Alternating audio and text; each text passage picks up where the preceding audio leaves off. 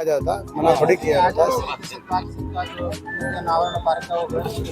आज जो हमारे और गांव से शहीद सतपाल सिंह जी, जो कि जिन्होंने एक अपनी शहादत देकर अपना सर्वोच्च निछावर करके पूरे देश में हमारे गांव का, हमारे इलाके का नाम रोशन करने का काम किया था, आज उनके प्रतिमा का अनावरण कार्यक्रम यहाँ पर बोर गांव में एक बहुत उनके लिए एक स्मारक पार्क और एक भव्य प्रतिमा का निर्माण कार्य किया गया है। पूरे गांव की छत्तीस बिरादरी के सहयोग से हमारे पार्षद भी हैं, जय भगवान जी, इनका भी योगदान रहा, गांव के सभी लोगों का, छत्तीस बिरादरी का उसमें योगदान रहा।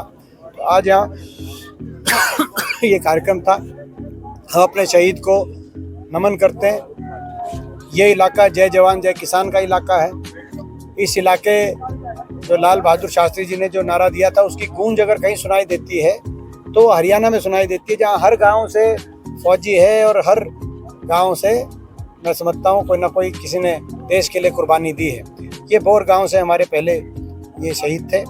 तो आज मैं गांव को, ये धन्य है ये गांव, इसने अपने गांव ने अपने शहीद को आज की याद में इतना कृत कार्य, इतना अच्छा कार्य यहाँ पर जो किया है, मैं पूरे गांव का धन्यवाद करता हूँ।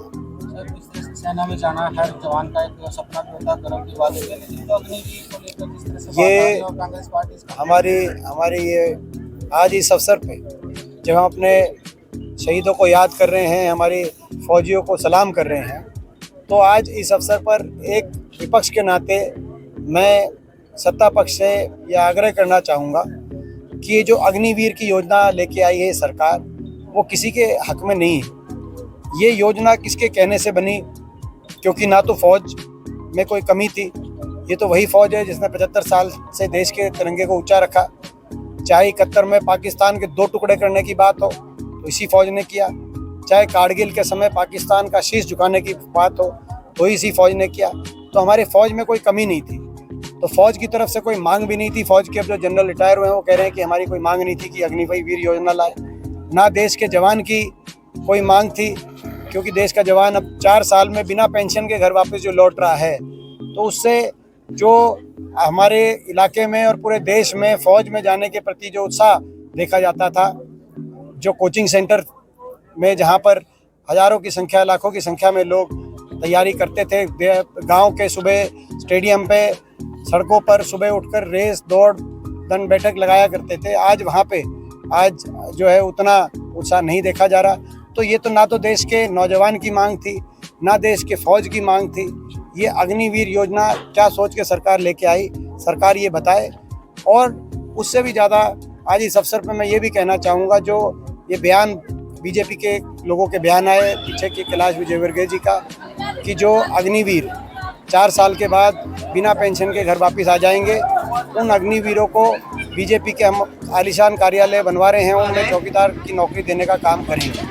मैं समझता हूँ ये अच्छी बात नहीं है, क्योंकि वो देशभक्ति के भाव से जाते हैं फौज में, जो है वो कोई किसी और किसी भाव से नहीं जाते। दूसरी, इस अवसर पर मैं ये भी मांग करना चाहूँगा कि शहीद में फ़र्क नहीं होता।